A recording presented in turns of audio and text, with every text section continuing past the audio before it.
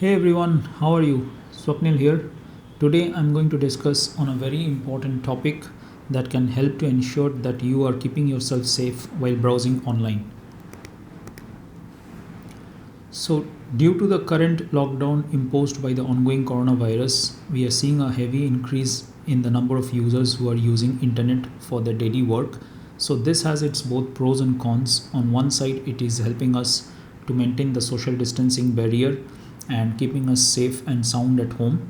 But on the other hand, it also means that it increasingly puts us at risk of digital fraud and malware and phishing attempts, because like since more and more people are now resorting to using internet for their daily work and also carrying out some important financial and other transactions online, hackers and others with malicious intent will always be on the lookout to steal your data and confidential information. So today I'm going to discuss on 5 simple steps that you can follow to ensure that you keep yourself safe while you are browsing online. So let's start.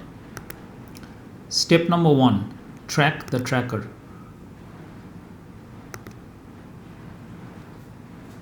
So do you know, like when you visit any normal website, there are a lot of trackers that may be installed on the website which may immediately start tracking you and following you even when you are not aware.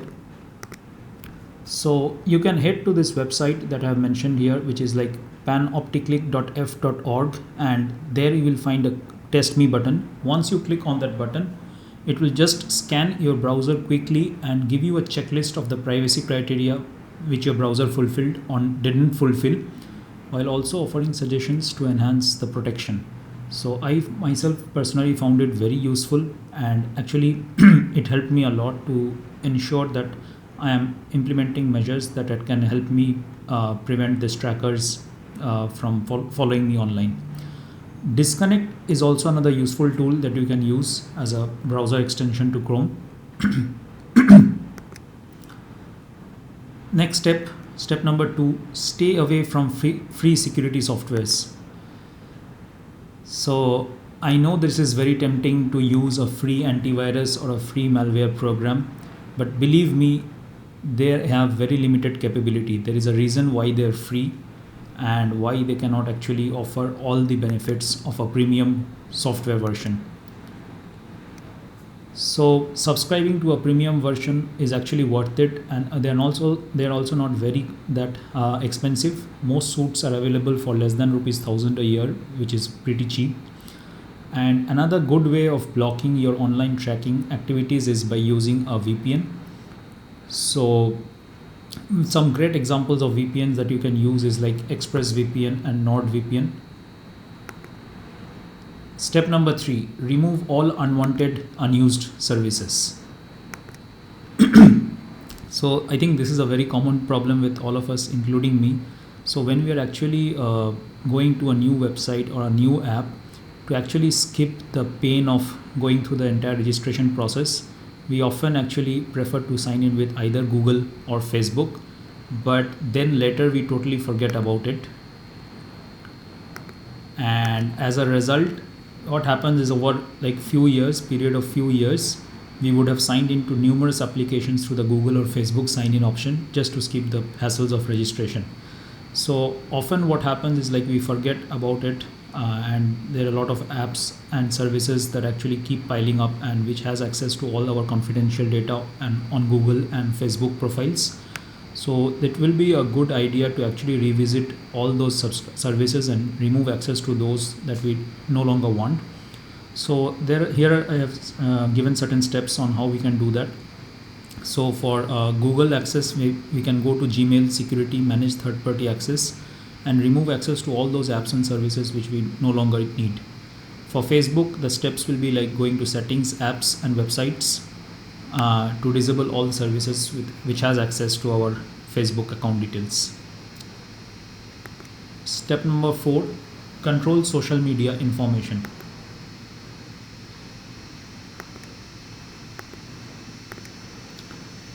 So we actually post a lot of content on Facebook, Twitter, Instagram, and all the other popular social media platforms. But people most of us are not very careful on who has access to those information and our profile data or not. So we usually share the majority of our information on these profiles, and it has many confidential information like our family, education, work ex, location, etc. And by default, anyone actually present on those social media platforms can view these details. So if you want, we can actually restrict who sees our personal information for each social media website, and that can be easily done by going to the privacy settings. And I would definitely recommend everyone to do this, because definitely we don't want one and all to see our confidential and personal information. So we can actually choose to display our personal information to certain closed group of people only, which is highly recommendable. Next step number 5, is review and reset app permissions. So often when we install any apps from either Google Play Store or App Store on iOS, we see that those apps actually ask for permission to a lot of important details like our contacts diary, or maybe our location, our camera, etc. And then similar to the Google and Facebook sign in, we actually forget after some time like which are all the apps that we had allowed access to all these important details. And actually almost all of us say yes to this app request without pausing to think how it impacts our privacy. So actually now is a good time to revisit those apps which we have actually allowed access to all our important information, and to actually assess if still those apps need those permissions or not, or if not, we can actually remove them. So Android users can go to settings, apps, tap on app name and view, as well as control the permissions that are given to the different apps. And for iOS, it is like going to settings, privacy, to see the list of installed apps. And again, similar to Android, you can just tap on the app name to see the permissions that each of those app has, and then modify it from there. So yes, people, so these are the 5 tips that I had for today. I hope you like them. I personally found them very useful from my end, and I am confident that you will find them useful as well. So yeah, as you may be knowing that I have written a book called No More Poor, Become Rich Today. So you can purchase my book online, and it is available in both digital and print versions. And it actually contains a whole wealth of information on financial planning, wealth management, and all my investing knowledge. And all these will be available for a very nominal price. So you can purchase it from the below link that I have mentioned here. Finally, if you are liking my videos, do subscribe to my channel.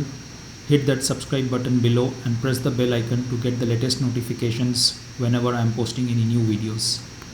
So thank you friends for watching this video, and do share it with as many people as you can, so that they can also benefit and stay safe from any digital and online frauds.